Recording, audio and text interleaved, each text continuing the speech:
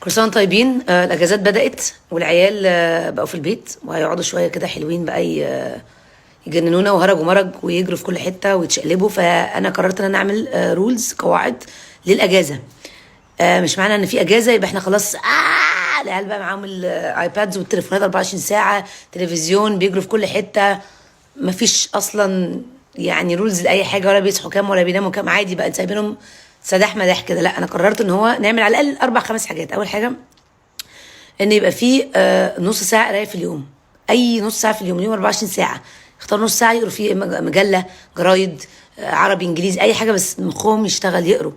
تاني حاجه طبعا الكترونكس، ايباد، تليفون، اي جهاز من الاجهزه دي، ليميت لساعه او ساعتين. مش معنى ان في اجازه احنا نسيبه مفتوح بقى 24 ساعه ماسكينه بقى عينيهم عامله كده. خدوه منهم. هتقولوا تاخدوا منهم ازاي؟ خدوه خبوه في حته، هيقعدوا يسحفوا شويه على الارض، اسمها اخبطوا دماغهم في الحيط، وبعدين هيلاقوا حاجه يعملوها عادي يعني.